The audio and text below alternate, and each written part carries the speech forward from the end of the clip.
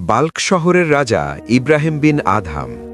বিশাল রাজত্ব, সোনার প্রাসাদ, দুনিয়ার সবকিছুই তার ছিল। কিন্তু একটি রাত তার পুরো জীবন বদলে দিল।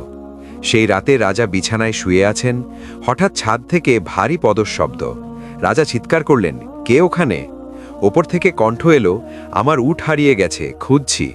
রাজা বললেন, উট কি ছাদে পাওয়া যায়? সেই কণ্ঠ শান্তভাবে বলল, আর তুমিও কি এই রাজপ্রাসাদে শুয়ে আল্লাহকে খুঁজে পাবে? এই একটি কথা বুকে তীরের মতো বিঁধে গেল। সারা রাত আর ঘুম হলো না। পরদিন শিকারে বের হলেন। সামনে একটি সাদা হরিণ এসে থামল। তীর তুলতেই হরিণ বলে উঠল, তুমি কি এই কাজের জন্যই সৃষ্টি হয়েছ? রাজার হাত থেকে তীর পড়ে গেল। তিনি ঘোড়া থেকে নামলেন, মুকুট খুললেন, পোশাক রাখলেন মাটিতে, আর একা হেঁটে চলে গেলেন। এরপর তিনি কাঠ কেটে জীবন কাটাতে লাগলেন। একদিন কেউ বলল, রাজা হয়ে কাঠ বিক্রি করেন, লজ্জা লাগে না? তিনি হেসে বললেন, আগে রাজত্ব ছিল, শান্তি ছিল না।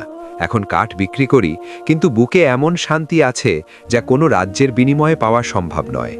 আল্লাহর পথে যে একবার ফেরে, সে আর পিছনে তাকায় না। প্রিয় দর্শক, ভিডিওটি ভালো লাগলে লাইক দিন এবং আপনার প্রিয়জনদের সাথে শেয়ার করুন।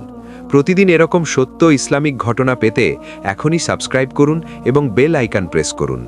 আল্লাহ আমাদের সবাইকে সঠিক পথ দেখান। আমিন।